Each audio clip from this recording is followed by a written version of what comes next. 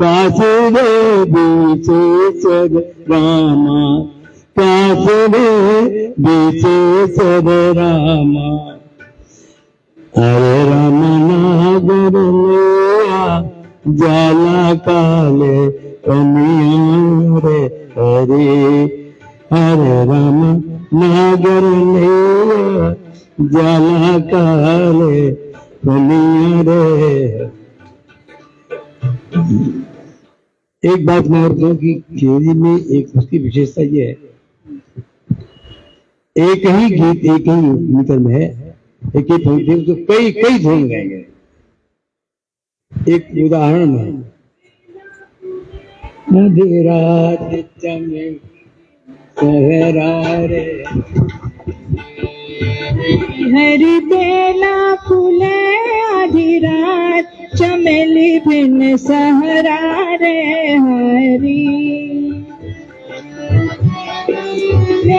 आधी रात चमेली बिन सहरा रे हरि। अरे रामा सोने की थारी में जवना परोस लो रामा, अरे रामा जवना जीवे आधी रात गमक जब पावेरी हरी।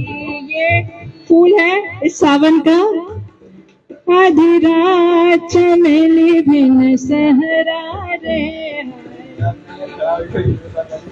और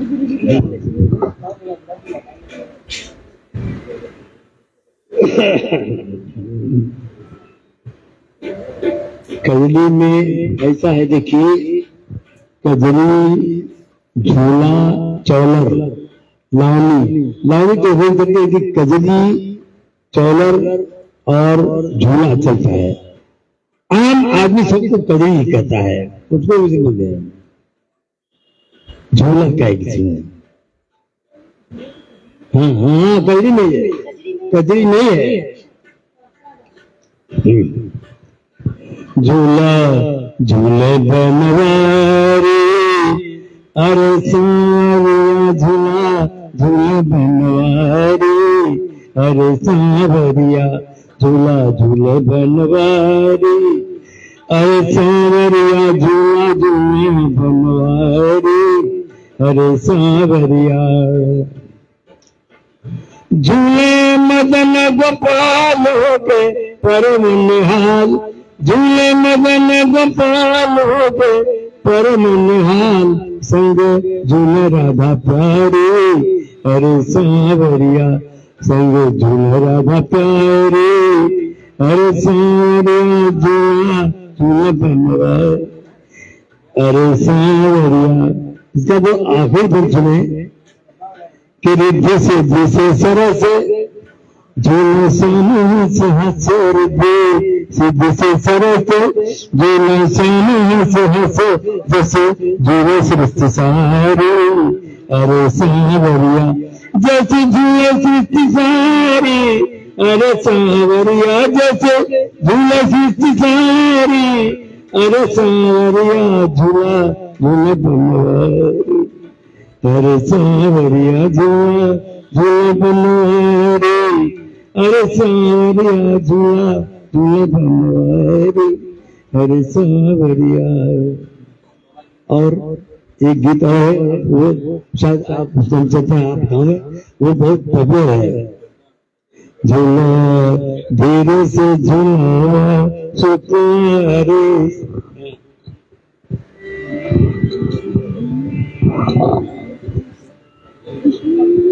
झूला धीरे से झूला बनवारी, अरे सावरिया झूला धीरे से झूला बनवारी, अरे सावरिया झूला धीरे से झूला बनवारी, हाँ रे सावरिया।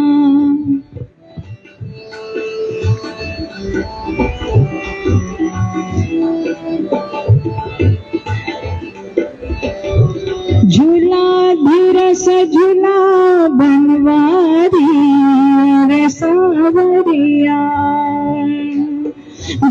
से झूला तुम्हारा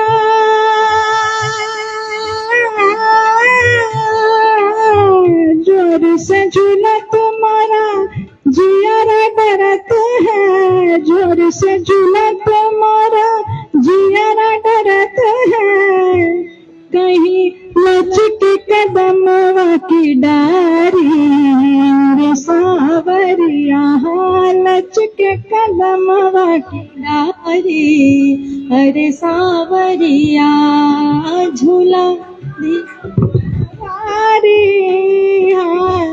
अरे सावरिया। अगला बहुत सुंदर लाइन है। अगल बगल दो सखियां झूलती है, अगल बगल दो सखियां झूलती है, अगल बगल दो सखियां झूलती है, बिछुआ में झूले राधा प्यारी, हाँ बिछुआ में झूले राधा प्यारी अरे सावरिया, झूला धीरे से झूला बनवारी रे सावरिया।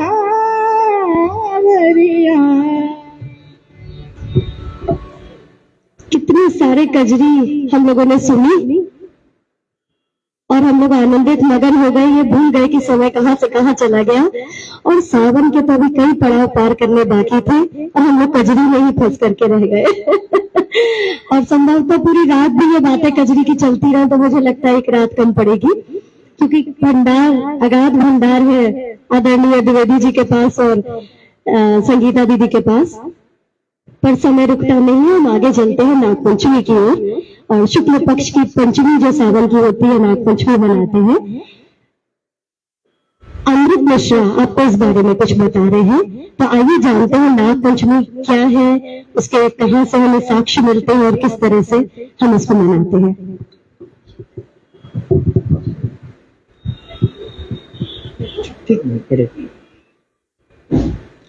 हिंदू धर्म में प्रचलित कर्म कांडों के अनुसार देवी देवताओं के साथ उनके प्रतीकों और वाहनों का भी परंपरागत पूजा अर्चना की जाती है। इनमें पशु, पक्षी, फूल और वृक्ष भी सम्मिलित होते हैं। पुराणों में यक्ष, किन्नर एवं गंधर्वों के साथ साथ नागों का भी उल्लेख मिलता है और उनकी राजधानी भोगपुरी बताई जाती है। भारतीय संस्कृति में नाग यानी सर्प को बहुत ही शुभ एवं देव स्वरूप माना गया है। वराह पुराण में कहा गया है कि सृजनकर्ता ब्रह्मा ने अपने प्रसाद से शेष नाग को विभूषित किया था और उनको पृथ्वी धारण करने की अनुपम सेवा सौंपी थी। नागों का उल्लेख हम गरुड़ पुराण, भविष्य पुराण, अग्नि पुराण, नारद पुराण, स्कंद पुराण, चरक संहिता, सुश्रुत संहिता, महाभारत एवं भाव प्रकाश में परीक्षित होता है। अनंतम वासुकी शेषम पद्मनाभम च कंबलम शंखपालम धृतराष्ट्रम च तक्षम कालियां तथा एतानि नवनमानि नागनानम च महात्मनम सायंकाले पठेत्र्यम प्रातः काले विशेषतः तस्य विषभयम नास्ति सर्वत्र विजय भवत। इस श्लोक का मतलब है कि मैं श्रद्धा पूर्वक 9 सिद्धांत नाग का आवाहन करता हूं, जिनका नाम है अनंत, वासुकी, शेष, पद्मनाभ, कंबाला, शंखपाल, धृतराष्ट्र, तक्षक और कालिया। नित्य प्रातः पूजा से यह विख्यात नाग सभी बुराइयों से सुरक्षित और जीवन में विजयी बनाने में मदद करते हैं। नाग देवता के मदद से ही समुद्र मंथन पूरा हो पाया था। विष्णु जी की सैया शेषनाग से सुशोभित होती है। शिव जी के गले का आभूषण वासुकी नाग है। गणेश जी के अलंकरण भी नाग है। सूर्य देवता के रथ में 12 नागों का उल्लेख प्राप्त होता है, जो कि क्रमशः प्रति एक महीने में उनके रथ के वाहक बनते हैं और हमारा साल जो है वो चलता है। थोड़ा संक्षिप्त में ही बताऊंगा। पौराणिक कथा के अनुसार जन्मेजय अर्जुन के पौत्र राजा परीक्षित के पुत्र थे। जब जन्मेजय की पिता की मृत्यु का कारण सर्पदंश जाना तो उनसे बदला लेने के लिए सर्प शस्त्र नामक यज्ञ का आयोजन किया। नागों की रक्षा के लिए यक्ष को ऋषि आसित मुनि ने श्रवण मास के शुक्ल पक्ष की पंचमी के दिन रोक दिया और नागों की रक्षा की। इस कारण तक्षक नाग के बचने से नागों का वंश बच गया। आग के ताप के नाग से बचने के लिए ऋषि ने उन पर कच्चा दूध डाल दिया, तभी नाग पंचमी मनाई जाने लगी। वहीं नाग देवताओं को दूध चढ़ाने की परंपरा शुरू हो गई। बहुत बहुत धन्यवाद अमृत। तो ये थी नाग पंचमी मनाने की कथा, और इसमें कहानियां अनेक हैं, लेकिन समय की सीमा को देखते हुए हम छोटी छोटी चीजों को जानते हुए चलते हैं। हम लोग वापस उपशास्त्रीय झूले पर और कजरी के आनंद लें। उसके पहले मैं और एक बहुत मनोरंजक तथ्य आप सबके सामने रखना चाहती हूँ, आपको जरूर आनंद आएगा कि सावन सिर्फ हमारे रोजमर्रा की जिंदगी में नहीं है, बॉलीवुड फिल्मों में भी छाया हुआ है सावन। देखिए कहाँ कहाँ तक कैसे इसकी घुसपैठ है। सबसे पहले 1945 में मोतीलाल और शांता आप्टे जी ने सावन फिल्म आई उनकी, 1945। उसके बाद 1959 में भारत भूषण और अमिता ने भी सावन नाम की ही फिल्म में काम किया। 1949 में किशोर साहू द्वारा निर्देशित सावन आया रे इस नाम की फिल्म आई, और उसके बाद 1966 में सावन की घटा। 1970 में रेखा ने पदार्पण किया बॉलीवुड में सावन भादो के साथ, जो बड़ी प्रसिद्ध हुई और बहुत लोगों के चेहरे पर मैं मुस्कान देख रही हूँ, उनको शायद याद आ रही होगी। इसके बाद 1979 में श्रीदेवी ने भी 16वां सावन पिक्चर की। 1959 में आया सावन झूम के, जिसमें मोहम्मद रफी जी ने गाना गाया था और लक्ष्मीकांत प्यारेलाल जी का संगीत था, बहुत प्रसिद्ध हुई आया सावन झूम के। 1978 में सावन के गीत इस नाम से पिक्चर आई, लेकिन सावन के गीत नाम था तो लोगों को लगा कि ये कैसेट है या रिकॉर्ड है, इसलिए ये ज्यादा चली नहीं और फ्लॉप हो गई। इसमें काम किया था संजीव कुमार और रेखा ने। 1981 में आई प्यासा सावन, जिसमें जितेंद्र, रीना रॉय और मौसमी चटर्जी थे। ये पिक्चर भी बड़ी हिट हुई और खूब चली। सावन इसमें भी था, प्यासा सावन। 1979 में आई सावन को आने दो। 1989 में आई प्यार का पहला सावन। देखिए सावन कितना बॉलीवुड में छाया हुआ है। और उसके बाद 1989 में फिर से एक पिक्चर आई ऋषि कपूर और जया प्रदा की, जो ज्यादा नहीं चली थी, सावन का महीना उसका नाम था। इसके बाद 1991 में आई प्यार का सावन, और उसके बाद आई आग लगा दो सावन को। तो सावन में 2000 तक आते आते आग लगा दो सावन को हुआ, और 2006 में फिर से एक बार सावन पिक्चर आई, जिसमें काम किया था सलमान खान ने, और निर्माता निर्देशक थे सावन कुमार। उन्होंने अपने नाम पर ही पिक्चर बनाई 2006 में सावन। और गानों का तो कहना ही क्या है, बॉलीवुड में असंख्य गाने हैं जो बारिश पे फिल्माए गए हैं, रमझम घिरे सावन से लेकर और ढेर सारे गाने। तो मैं गुजारिश करूंगी संगीता दीदी से, अगर आपको कोई सावन पर गाना याद आ रहा हो तो कुछ गुनगुना दें।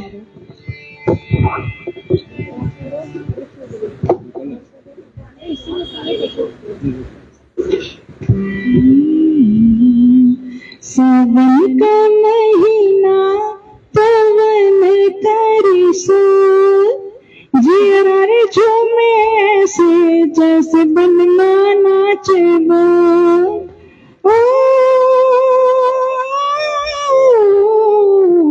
सावन का महीना पवन सापा सब सावन का महीना पवन कर सो, जिया रे झूमे से जैसे बनना नाचबो।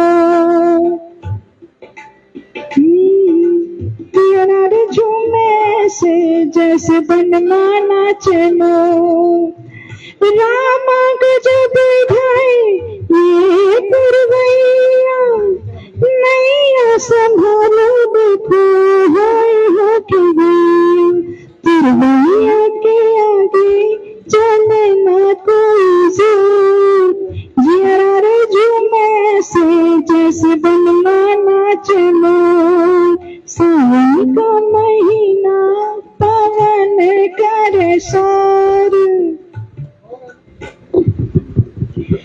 मेरी जैसे ही सब पर निगाह गई, सब अपने अपने सावन को याद करके अपने अपने गाने याद कर रहे थे और मुस्कुरा रहे थे। सावन का ये भी एक मजा है कि हम अपने अपने सावन को जीने लगते हैं और कहीं और पहुंच जाते हैं यहाँ होते हुए भी। लेकिन हम लोग वापस आते हैं और आजादी का अमृत महोत्सव मना रहे हैं। एक बड़ी सुंदर मैंने इस बीच में कहानी पढ़ी और मुझे लगा कि आज सबसे अच्छा मौका है आप सबके साथ साझा करने का कि आजादी के लिए बनारस में क्या क्या किया और हमारे यहाँ के हलवाई जो ठठेरी गली के थे उन्होंने क्या किया।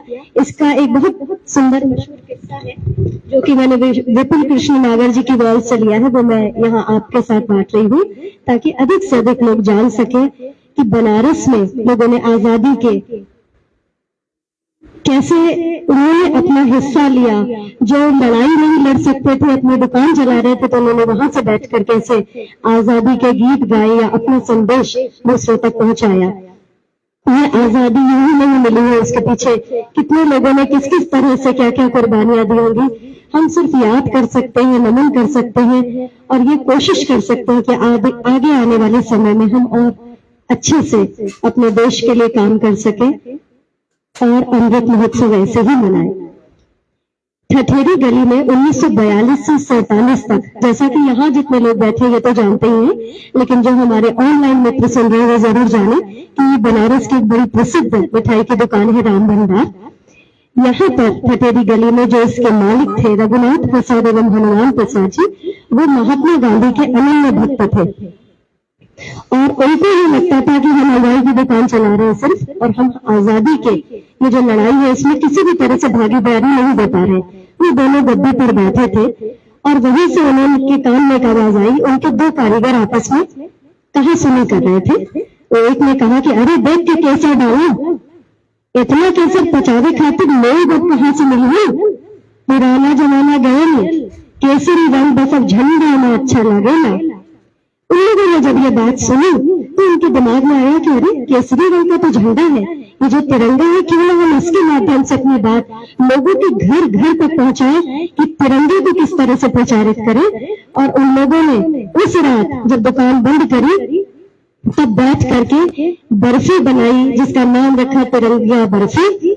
उसमें केसरिया रंग डाला उन्होंने, तिरंगे के केसरिया रंग के लिए केसर का प्रयोग किया, सफेद के लिए बादाम का और हरे रंग के लिए पिस्ते का प्रयोग किया और बन गई रात भर में तिरंगी बर्फी।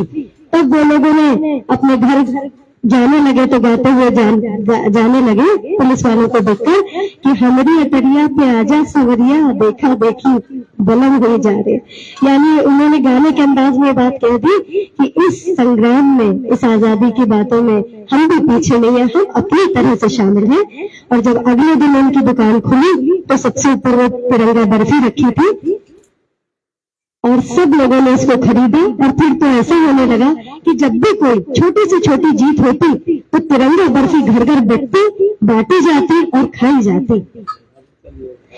अंग्रेजी का दिमाग ठनकता था, बहुत ठनकता था, पर क्या करें, देशद्रोह का आरोप भी नहीं लगा सकते थे। आखिर बर्फी जो ठहरी तो कैसे आरोप लगता। तो देखिए गाने में कजरी में आपने आजादी की बात सुनी या हलवाई का ये किस्सा सुना, कैसे छोटे से छोटे एक एक व्यक्ति ने अपना योगदान दिया कि आज हम यहाँ बैठ करके आजादी का अमृत महोत्सव बना रहे हैं। तो ये सब कुछ सावन के महीने में हुआ। और भी एक मजेदार बात है कि जब आजादी मिली तो मिठाइयों की श्रृंखला भी पीछे नहीं रही। उसमें बने गांधी गौरव नाम की मिठाई, मदन मोहन नाम की मिठाई, बल्लभ संदेश और जवाहर लड्डू। तो मिठाइयां का नवीनीकरण हुआ और किस प्रकार से नेताओं के नाम पर उनके नाम रखे गए। तो बनारस के उन सभी ऐसे कलाकारों को जो कि पाक शास्त्र में निपुण थे, उनको हम लोगों का सलाम। आज हम उनको याद कर रहे हैं इस माध्यम से। और फिर वापस हम लौटते हैं सावन के महीने पर। हम लोगों ने बात करी तीज की, शिवरात्रि की, नाग पंचमी की, और जब सावन खत्म होते होते आता है तो आती है रक्षाबंधन, जो हमें याद दिलाती है एक बहुत सुंदर पवित्र रिश्ते की, भाई और बहन का रिश्ता, जो कि द्रौपदी और कृष्ण की कहानी से भी जोड़ा जाता है, जो जोड़ा जाता है रानी कर्णावती और महाराणा संग्राम के किस्से से। इसी पर कुछ हमको जानकारियां दे रही है अपराजिता पटेल रक्षाबंधन पे, और जो बिल्कुल शुरू में बात हुई थी कि रथ जगह होता है रक्षाबंधन के अगले दिन, रथ जगह यानी वो दिन आज ही का है, कल हम लोगों ने रक्षाबंधन मनाई और आज रथ जगह होता है। तो क्या होता है उसमें कैसे संक्षिप्त में बताएंगी अपराजिता पटेल। धन्यवाद मैम। यहाँ पर उपस्थित सभी गुरुजनों को मेरा सादर प्रणाम। धर्म शास्त्रों में कहा गया है कि जो सत्य है वही सुंदर है, और जो सत्य तथा सुंदर दोनों है वही शिव है। भारत में भगवान शिव की पूजा अर्चना उत्तर से लेकर दक्षिण और पूरब से लेकर पश्चिम तक अनादिकाल से होती चली आ रही है। शिव जी की स्थापना और पूजा अर्चना इतनी सहज और सामान्य है कि जन जन के बीच में इनकी लोकप्रियता भी सर्वाधिक है। इसका सबसे सहज उदाहरण श्रावण मास में देखा जा सकता है। श्रावण मास हिंदू पंचांग का 5वां माह है। ज्योतिष विज्ञान के अनुसार इस माह की पूर्णिमा के दिन आकाश में श्रवण नक्षत्र का योग बनता है, अतः इस माह का नाम भी श्रावण हो गया। इस माह से चतुर्मास भी प्रारंभ होता है। चतुर्मास अर्थात जब 4 माह के लिए भगवान विष्णु योग मुद्रा में चले जाते हैं, तब इस समय जगत की देखरेख कौन करता है? भगवान शिव करते हैं। पर प्रश्न उठता है कि भगवान विष्णु योग मुद्रा में क्यों जाते हैं? इसके पीछे एक कहानी है जिसका संबंध रक्षाबंधन से भी है, और यह कहानी राजा बलि की है। अपने 100 यज्ञ पूर्ण कर लेने पर दानवीर राजा बलि के मन में स्वर्ग की प्राप्ति की प्रबल इच्छा जागृत होती है। इस बात से इंद्र आदि देवताओं को अपने सिंहासन की चिंता सताने लगती है। तब वह भगवान विष्णु के समक्ष अपनी रक्षा के लिए जाते हैं और उनसे गुहार करते हैं कि हे प्रभु हमारी रक्षा कीजिए। उस समय भगवान विष्णु वामन अवतार लेकर ब्राह्मण वेश धारण कर राजा बलि के समक्ष भिक्षा मांगने के लिए पहुंच जाते हैं। उन्होंने राजा बलि से 3 पग भूमि भिक्षा में मांगी। राजा बलि के गुरु शुकदेव ने ब्राह्मण का रूप धारण किए हुए भगवान विष्णु को पहचान लिया था, और इसके लिए राजा बलि को सावधान भी किया, किंतु राजा बलि अपने वचन से पीछे नहीं हट सकते थे और उन्होंने उन्हें 3 भूमि नापने के लिए इजाजत दे दी कि हे प्रभु आप 3 पग भूमि ले लीजिए। वामन रूप में एक पग में स्वर्ग और दूसरी पग में पृथ्वी को नाप लिया। अब तीसरा पैर कहाँ रखा जाए? राजा बलि के सामने संकट उत्पन्न हो गई। यदि उन्होंने वचन नहीं निभाया तो अधर्म होगा, वचन नहीं निभाया तो अधर्म होगा। किंतु सोच विचार कर उन्होंने अपना सिर आगे भगवान के सामने कर दिया और कहा कि तीसरा पग आप मेरे सिर पर रख दीजिए। भगवान ने वैसा ही किया, जिससे कि वह रसातल लोक में पहुंच गए। जब बलि रसातल में चले गए तब अपनी भक्ति के बल से वो रात दिन अपने सामने रहने के लिए भगवान को वचनबद्ध कर दिए, और भगवान विष्णु भी उनकी भक्ति से प्रसन्न थे तो उनका कहा मान लिए। भगवान के रसातल में निवास से परेशान लक्ष्मी जी ने सोचा कि यदि स्वामी रसातल में द्वारपाल बनकर निवास करे तो बैकुंठ लोक का क्या होगा। इस समस्या के समाधान के लिए लक्ष्मी जी को नारद जी ने एक उपाय सुझाया। उन्होंने कहा कि आप राजा बलि को रक्षाबंधन बांधिए, अर्थात उन्हें अपने भाई के रूप में स्वीकार करिए। यह सुझाव उन्हें उचित लगा और वह राजा बलि के पास रोते हुए जाती हैं। राजा बलि उनसे पूछते हैं, हे देवी आप क्यों रो रही हैं, क्यों विलाप कर रही हैं? तो वो कहती हैं कि मेरा कोई भाई नहीं है। तो राजा बलि इस पर कहते हैं कि आप निराश न हुए, आप मुझे अपने भाई के रूप में स्वीकार करिए। उस दिन श्रावण मास की पूर्णिमा ही थी और देवी माँ ने उन्हें, देवी लक्ष्मी जी ने उन्हें रक्षाबंधन बांधा और अपने भाई के रूप में स्वीकार किया। तब उपहार के रूप में उनको क्या दिया जाए? उन्होंने पूछा आपको जो चाहिए आप मुझसे मांग लीजिए। तो उन्होंने बोला कि आप हमारे पति अर्थात भगवान विष्णु जी को हमारे साथ जाने दीजिए। तो इस तरह से जग में रक्षाबंधन की कहानी प्रचलित है। और भी अन्य कहानियां प्रचलित है जैसा कि मैम ने सभी को अवगत कराया। धन्यवाद। धन्यवाद अपराजिता। तो इस तरह से हम लोगों ने रक्षाबंधन को जाना, और रथ जगह के बारे में तो गुरुजी ने पहले ही बताया था कि कैसे रात भर नाचते हैं गाते हैं। इस पर भी कहानी आज सुनाने वाली थी अपराजिता, अब बता रही थी। बहुत शॉर्टली सुनाइएगा ताकि हमारे ऑनलाइन जुड़े दर्शक जरूर सुने कि रथ जगह में क्या होता है। रतजग्गा की मैं कोई विशेष कहानी ऐसा भी नहीं कहूंगी, मैं वही कहानी कहूंगी जो मैं लोक में देखी हूँ और जो अभी धीरे धीरे कम हो गई है। लेकिन वो कहानी जो लोक में होती आ रही थी वो बहुत ही आनंददायक थी। उसमें क्या होता कि गांव की लड़कियां या महिलाएं जो होती थी नाग पंचमी के दिन शुद्ध मिट्टी लाती थी, उसका एक गीला पिंड बनाकर उसमें उसके ऊपरी हिस्से में गेहूं की 7 या 5 बीज डालती थी और उसके चारों तरफ जौ के बीज लगाती थी, जिसे कि जवारा भी कहते हैं या जौ कहते हैं और लोक भाषा में जरई कहते हैं और जरई माता के रूप में से पूजते हैं। हर रोज प्रातःकाल स्नान करके उसमें जल अर्पण करने का विधान था और बिना नहाए उसे कोई स्पर्श नहीं कर सकता था, उसे पवित्र के रूप में और उसे एक स्वच्छ स्थान पे रखा जाता था। फिर वो जल देने की प्रथा पूरे सावन तक चलती थी। अंतिम दिन जब जैसा कि अभी रतजग्गा का दिन आता है, सावन का अंतिम दिन रक्षाबंधन के 2 दिन बाद, तो उस जरई को उठाकर ऐसे जमीन पर लेटा दिया जाता था। उसका अर्थ यह निकलता है कि वह मृत्यु हो गई है, अर्थात वो हमारे घर की जो भी नकारात्मक ऊर्जा है अपने साथ ले जाएंगे। लेकिन जरई शेराना, हाँ जी, तो उसे फिर जो औरतें होती थी इकट्ठा होकर उसे अपने साथ ग्रुप बनाकर जरई के कजरी के गीत गाते हुए, कजरी के खेल खेलते हुए नदी या तालाबों के पास जाती हैं और उस जरई को तालाब में 5 डुबक्की लगाकर या फिर 7 डुबाती हैं और खुद भी इसमें स्नान करती हैं और फिर उसके पिंड को तोड़कर तालाब में प्रवाहित करती हैं और उसके हरे वाले पत्ते को साथ में ले जाती हैं। वो जो पिंड होता है उसको नदी में जब बहाती हैं तो उसमें भी एक औषधि तत्व होता है, कैल्शियम होती है, फास्फोरस होती है, जो कि उस जल में विलीन हो जाता है और उस जल में निवास करने वाले कीटाणु जो जीवाणु है, सूक्ष्म जीव है, उनके लिए भी वह पौष्टिकता का कार्य करता है। फिर वह जो हरे पत्ते को घर ले गई थी, उनको जो छोटी लड़कियां होती घर की, वह शाम के समय नए वस्त्र धारण कर अपने बड़े बुजुर्गों के कानों पर रखती थी, जिससे कि उसकी जो सकारात्मक ऊर्जा हो उनके शरीर में प्रवेश करे। और जो बड़े होते थे वो खुशी रूप में बच्चों को 4 पैसे 10 पैसे देते थे, जिससे कि वो बच्चे भी खुश हो जाते थे। और जब रात्रि के दिन रतजग्गा का जो रात्रि का समय होता है उसमें सारी लड़कियां महिलाएं जो होती हैं वो सभी इकट्ठा होती हैं, बाहर कजरी के गीत गाती हैं, खेलती हैं, झूला झूलती हैं और साथ ही अपने गांव का चारों तरफ चक्कर लगाती हैं, जिसे कि गांव गोठना बोलते हैं।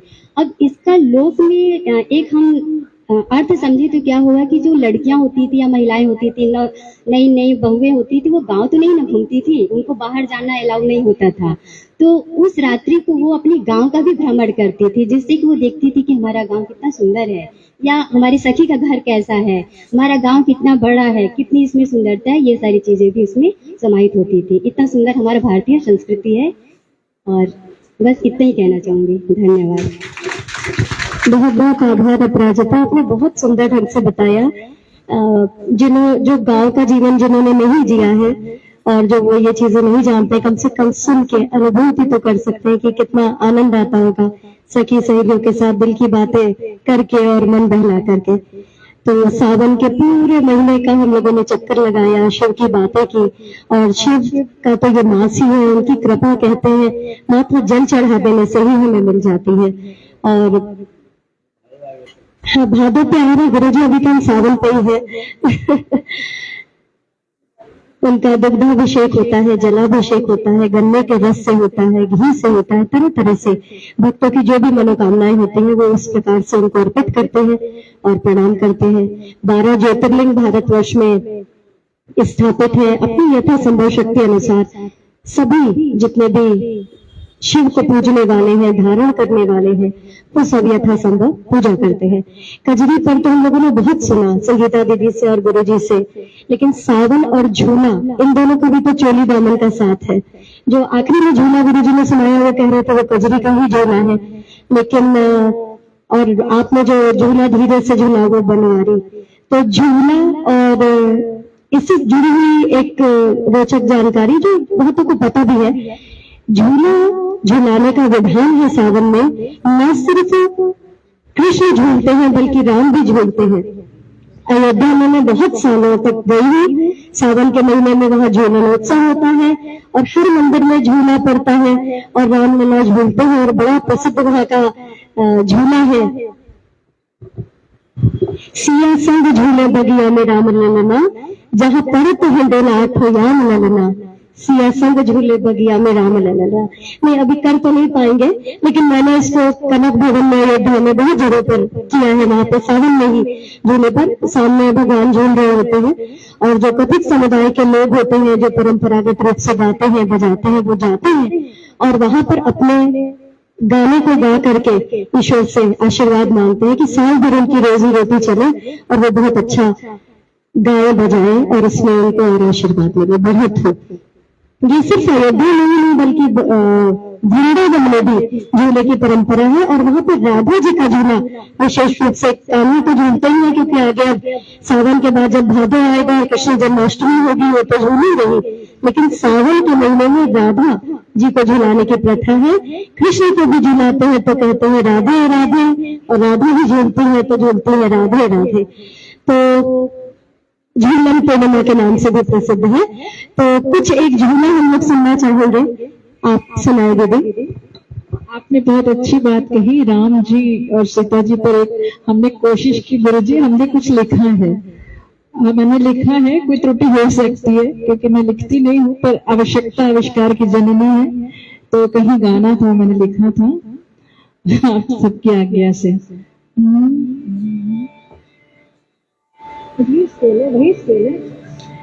झूलते हीरे सिया सुकुमारी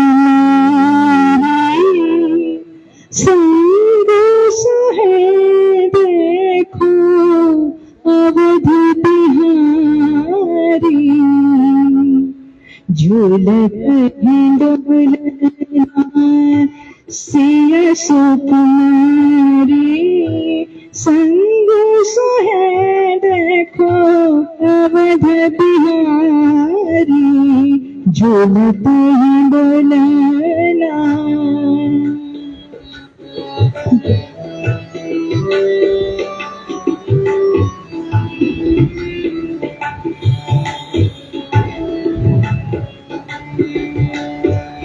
कुसुम बसन शोभे जनक दुलारी।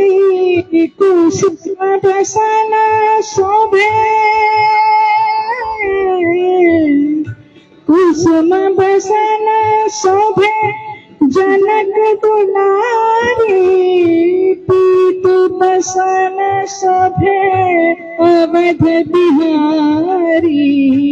पीत बसन शोभे अवध बिहारी।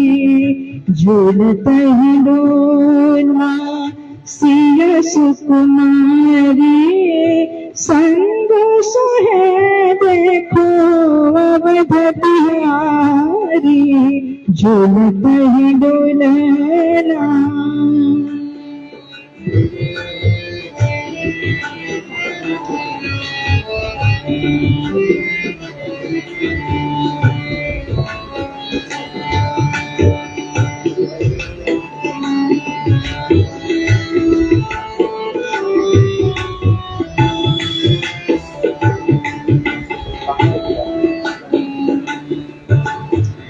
कनक ही डोलाता पे रेशम की डोरी। कनक ही डोला, कनक ही डोला सम की डोरी। कनक ही डोलाता पे रेशम की डोरी। सखिया झुलावती प्रेम चकोरी। सखिया झुलावती प्रेम चकोरी। झूलत ही डोलना।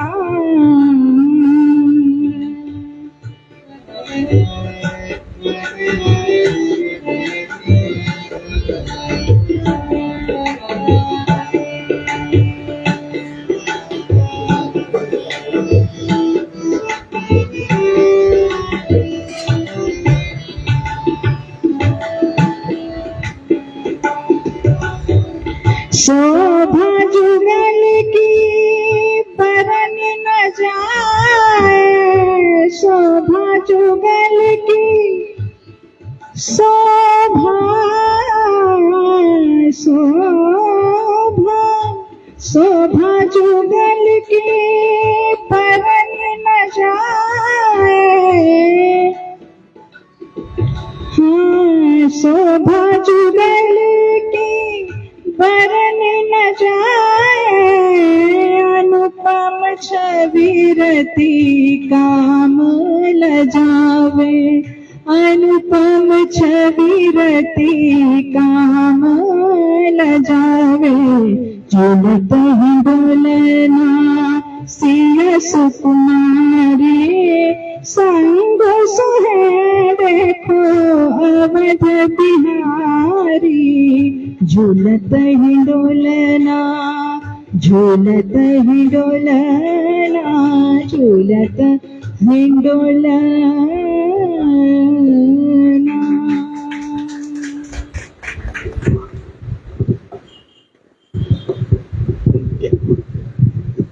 स्वरचित रचना गुरु जी अब सुनाएंगे, उनको भी झूला धीरे से।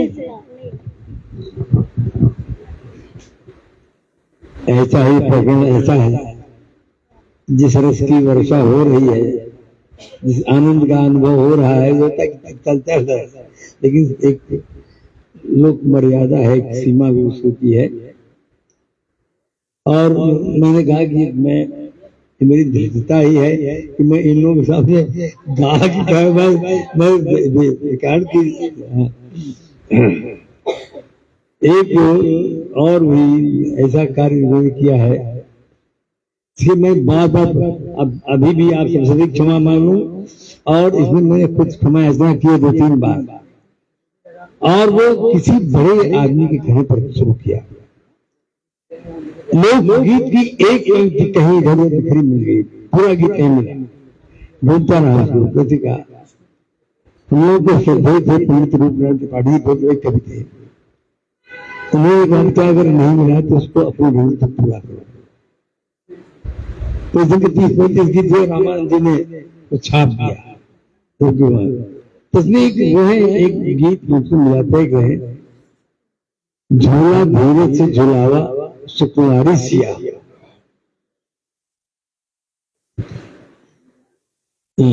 झूला धीरे से झुलावा सुकुमारी सिया हो। अब इसमें शब्दों का फन देखिए, कजरी में विशेष रूप से इसका ध्यान दिया जाता है, और जो गुणी जन रहे बोल रहे शब्दों का फन आता है। जैसे रहे इतना ध्यान बातें तो तेरे समान, तो इसलिए तो कर क्या लगे, निपुण श्री के डली कोमल फुलवा के कली पली, वो शब्दों का फल वो उसका माधुर्य बढ़ाता है। बड़ा सुने, झूला धीरे से झुलावा सुकुमारी सिया हो, झूला धीरे से झुलावा सुकुमारी सिया हो। रहा इतना ध्यान बाटी पितरे समान, रहे इतना ध्यान बाटी पितरे समान, बड़े अंगन की बड़े दुलारी सिया हो, बड़े अंगन की बड़ी दुलारी। झूला धीरे से झुलावा सुकु मीठे मिश्री के डली कोमल फूलवा के कली, मीठे मिश्री के डली फूलवा के कली पली, प्यार बीच बड़ी प्यारे प्यारे सिया हो, पली प्यारे बीच बड़ी।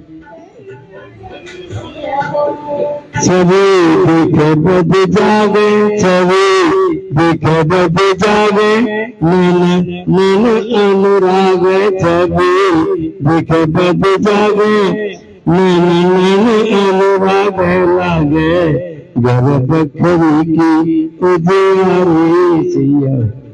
झूला धीरे से झूला ऐसे न लगावे, दारू में चमकावे पेले, दारू में गाओ रस चुए अधर दुआरी सिया हो गावे। और आखिरी में क्या सुघराई रूप रंग, सुघराई रूप रंग, कुली आई बसे अंग, सुघराई रूप रंग, कुली आई बसे अंग, कुली आई बसे संग, अंग अंग लगे नरम सुहारी सिया हो, अंग लगे नरम सुहारी, चुरा धीरे से चुनावा सुतारे सिया हो। इसीलिए की एक पंक्ति और मिली थी मोहब्बत कृष्ण के ऊपर। कृष्ण भगवान बोल रहे हैं धूल माटी में। श्याम जसुदा के अवेले बतवा चले, कभी पापा चले, श्याम जसुदा के अवेले कभी पापा चले, श्याम जसुदा के अवेले बतवा चले, कभी पापा चले, कभी पापा चले, श्याम जसुदा के अवेले बतवा चले, पापा कभी हंसे मुझको, कभी नैन न समाए, कभी हंसे मुझको नैन न समाए, कभी हंसे मुझको कभी नैन न समाए, नैया ओरी सुन के बोल अपने नाचन, कभी पंगा चले, नैया ओरी सुन के बोल अपन भागे दुआरे की ओरी, भागे दुआरे की ओरी, माटी खाए चोरी चोरी, भागे दुआरे की ओरी खाए चोरी ओरी सुन के बाबा कहे खड़ुआ चले, कहीं पुना चले, खोरी ओरी सुन के बाबा कहे खड़ुआ चले, रूप सुगर सलोना उबारे नहीं बिना, रूप सुगर सलोना उबारे नेह के लगे जहाँ फूल चले, कभी पाप नेह के लगे जहाँ फूल चले, कभी पाप कभी पाप चले, श्याम जसुदा के अवेले बतवा चले, कभी पापा चले, कभी पापा चले, कभी पापा चले। अब हम लोग धीरे धीरे समापन की ओर चल रहे हैं। यदि किसी की कोई खास फरमाइश हो तो वो जरूर बता दें, जिससे हम लोग समय पर ही सीमा में रह सके। एक मेरे मन में प्रश्न उठ रहा था, इसका निराकरण कर दीजिए। जैसे हम लोगों ने कजली की बात करी, कजरी कजली एक ही चीज है। कजली आपने गाई जिसमें सावन थी, बूंदे थे, बादल थे। एक वो भी है जाके साइकिल से पिया मेहंदी ले याद है, मोती झील से जाके साइकिल से। हाँ, ये भी कजरी है। और झूला जो गाया गुरुजी ने भी या आपने गाया, ये भी कहा कजरी में। तो कजरी में क्या क्या चीजें समाहित है, इसके बारे में थोड़ा बताइए। कजरी एक विधा तो है, जैसे कहा एक त्योहार है, विधा है। और कजरी की जो जिसको हम कहते हैं थीम्स, विषय वस्तु, वो केवल मात्र सावन से जुड़ा हुआ जरूरी नहीं है। समसामयिक विषयों पर सीख देने के लिए भी कजरियों का निर्माण हुआ। जैसे अभी जैसे स्वतंत्रता सेनानी पर एक कजरी थी। एक मेरे गुरुजी बताते जब BHU का निर्माण हुआ तो उसमें एक कजरी का निर्माण हो गया। मतलब विश्वविद्यालय सुनी भव्य और विशाल पिया बनलबा यूनिवर्सिटी आला पियाना, तो उस समय रचना हो गई। मालवीय पुल बना, उस पर रचना हो गई। फिर जैसे एक बार आदरणीय चंद्रकला मैम जी ने बहुत अच्छी कजरी, मुझे याद है, जुआ खेलने के जो उसके दुष्परिणाम है उस पर रचित कजरी। तो सामाजिक सीख देती हुई भी रचनाएं मिलती हैं। आप सभी को पता होगा, मैं तो बहुत छोटी हूँ, गुरुजी के सामने क्या मुंह खोलूं। तो गुरुजी मैं सही बोल रही हूँ ना?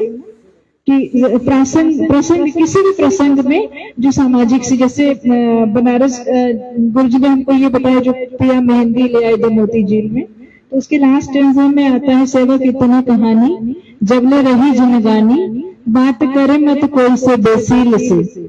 तो ये भी है कि आपको बातचीत का, बनारस की बातचीत का सलीका, खैर कहते तो है कि गाली भी में प्रेम से दी जाती है कि लोग उसका बुरा नहीं मानते, उसके शाब्दिक अर्थ पे नहीं जाते वो बस उसको कि वो प्यार भरा एक वो है।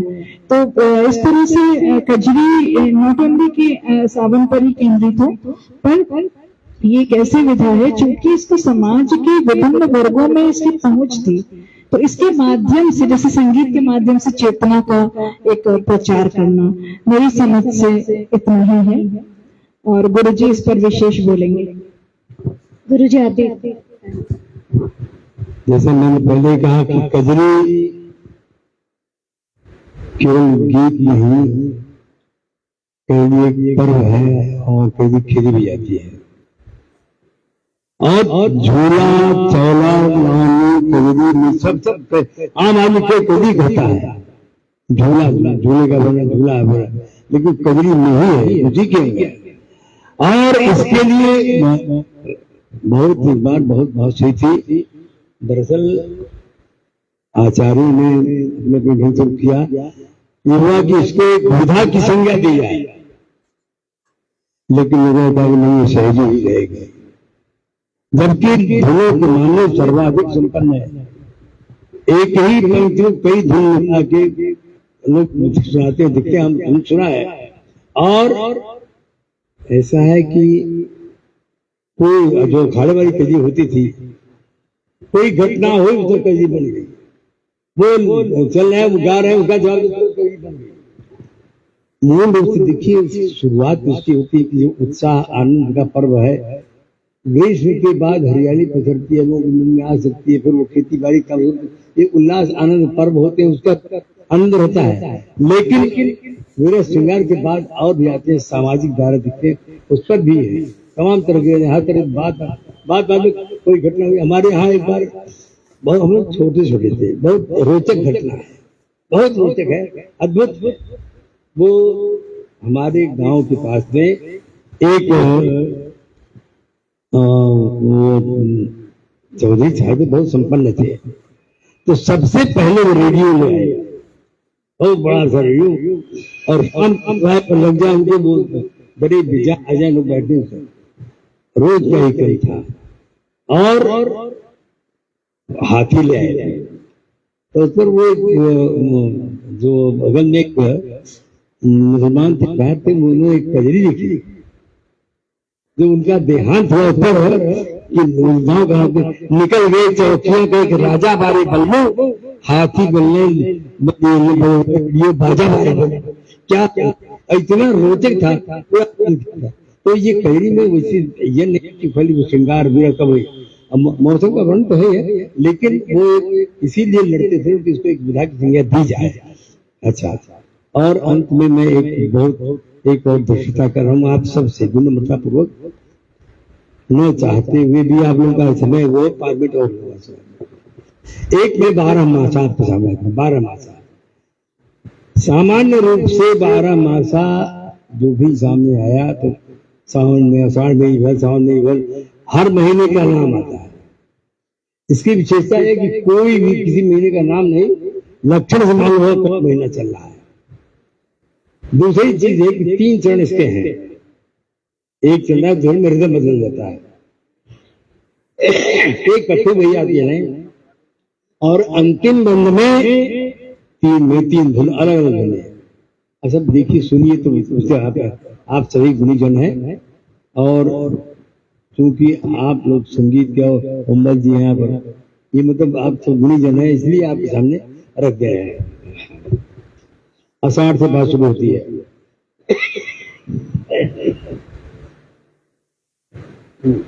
आषाढ़ से शुरू हो रहा है ये, हाँ आषाढ़ से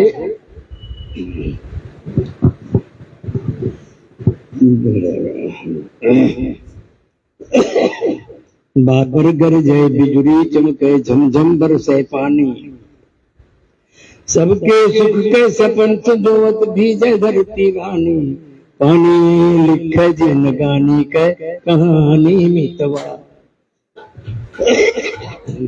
पानी लिखे जिन गानी के कहानी मितवा। सावन असर हुआ, इसमें जो बारीकियां बातें हैं वो आप सब लोग खुद ही समझेंगे कि झरना कजरी गावे, नदिया में घनहार सुनावे, चले बयार पटेंग लगावे तो झुलुआ को झुलावे, गावे झूम झूम कितना बखानी मितवा, गावे झूम झूम कितना बखानी मितवा, पानी लिखे जिन गानी के कहानी मितवा। सावन से भादौना दुब्बर जाने सारी दुनिया, दुनिया मारे बान करे जा छुए दुनिया, दुनिया फुलवा फूले लाओ गुल बवा, भमरा रहेला लो भाई, तो दुनिया मारे बान करे जा छुए दुनिया, दुनिया लागे लागल कितनी सयानी मितवा, पानी लिखे जिन गानी के कहानी मितवा। हथिया बरसे जात जात, हमारी मान्यता है कि हस्त नक्षत्र में अगर आखिरी चरण का बरस देता है दोनों फसल बन जाओगी। हथिया बरसे जात जात जीव जुड़ हो भरिया सा, दिन हाथ लड्डू झुके कोने भैल बतासा, झांसा कैसे दे के कहानी मितवा, पानी लिखे जिन गानी के कहानी मितवा। एक चरण हुआ, अब वो रिदम पूरा बदलता है, पानी लिखे जिन गानी के कहानी मितवा। लांबी लांबी किसिया से अंगना बहारे, सवारी के धरे लीपी पोती जग लग, दियना बारी के धरे, छोटे हैं दुनिया में बयान कमवा, करावे जिंदगी जैसे अंगूरी पर सबके नचावे जिंदगी, जैसे अंगूरी पर सबके नचावे जिंदगी, घमवा दुलार करे सभी के माँ को सतावे रतिया, ओ सतावे रतिया, कमरी से लेके कथरी वहां रतिया, कमरी से लेके कथरी वहां रतिया। और उस खेती बाड़ी से काम संपन्न हुआ होता है तो जाते हैं प्रयाग नहाने के लिए, कि खलिहर प्रयाग बयान करेला लोगवा, तिरबेनी नहाए चलेला लोगवा, तिरबेनी नहाए चलेला लोगवा। क्या है कि पतराई सर्दी पर ताल बजावे ताता थैया, फन के ढोल मजीरा नाचते आवे ने फगुनैया, संझा लागे लागल कितनी सुहानी मितवा, पानी लिखे जिन गानी के कहानी मितवा। और फिर आखिरी 4 महीने जो होते हैं, फागुन चैत बैसाख जेठ।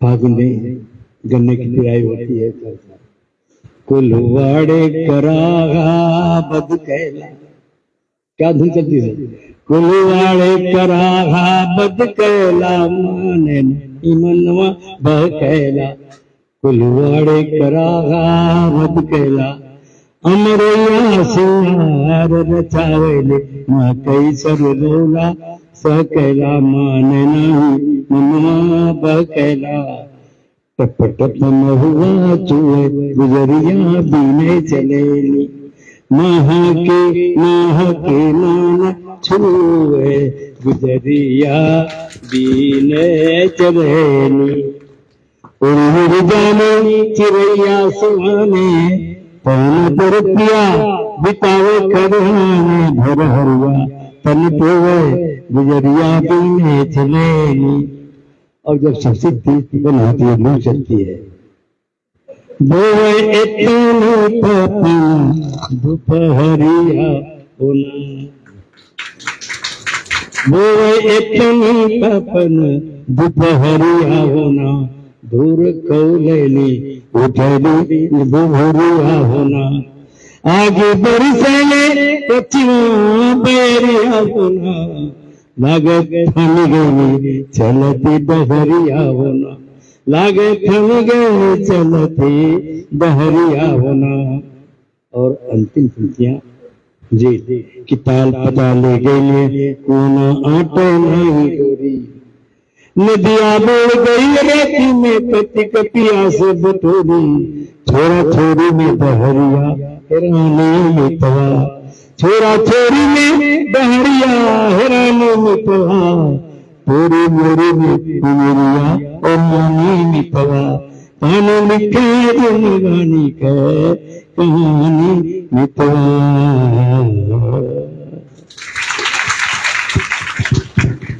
वाह, बहुत सुंदर, अद्भुत 12 महीनों का वर्णन सुना आपने। और मैं वापस आती हूँ कि हम लोग तो एक ही महीने की आज बात कर पाए सावन की। इस श्रृंखला को अब यहीं पर हम लोग समाप्त करते हैं। अगली बार जब हम लोग फिर कुछ आयोजन करेंगे तो ऐसे ही कुछ सोच के कि फिर किसी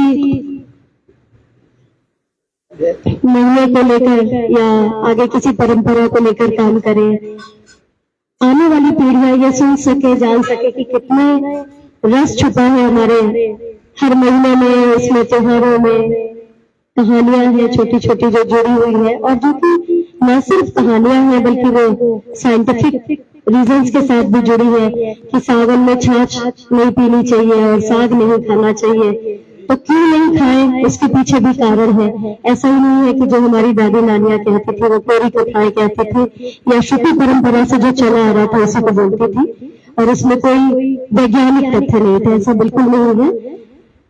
तो इसको मैं यही समाप्त करती हूँ आज और पुनः धन्यवाद देती हूँ, आभार व्यक्त करती हूँ गुरु जी का, पंडित हरिराम द्विवेदी जी का और प्रोफेसर संगीता पंडित जी का बहुत बहुत आभार व्यक्त करती हूँ। मैंने बस सिर्फ एक अपनी बात रखी कि इस तरह का आयोजन करना है और दोनों ने सहर्ष कहा कि हाँ तुम तारीख बस बता दो, हम लोग आ जाएंगे। आभार व्यक्त करती हूँ मैं डॉक्टर मनोहर, डॉक्टर अभिनव, अर्पिता और राजश्री का। इसके साथ ही अपराजिता पटेल और अमृत मिश्रा जिन्होंने कहानियां सुनाई हम लोगों को। सभी आगंतुकों का तहे दिल से पुनः नाम नहीं ले रही हूँ, मैं हृदय से आभार व्यक्त करती हूँ कि कितना व्यस्त समय है सबका आज, लेकिन आप समय निकाल कर आए।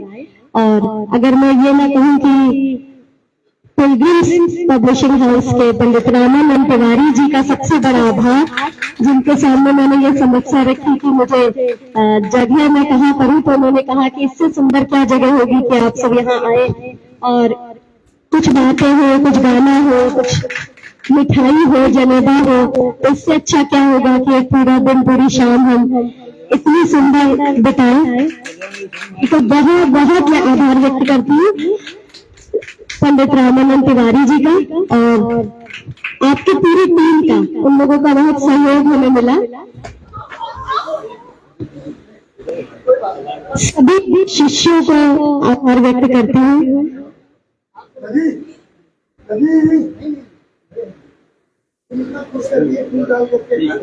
हम्बल सर और माला दीदी बाद में आई, आपको बहुत आभार। आप लोग आ गए तो इससे मेरा मनोबल बढ़ जाता है, सभी के आने से। सभी प्रिय हैं, अपने हैं। तो इस कार्यक्रम को हम लोग यही समाप्त करते हैं।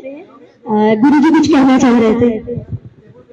सबसे आभार मैं आपको व्यक्त करता हूँ कि आपने मौका दिया ऐसे जनों के बीच में, और खास बहुत बहुत रहा था अपने सामने साहस होता, लेकिन कुछ वही हो गया, ठीक है।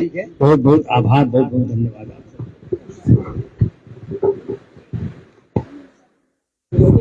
नमः पार्वती पते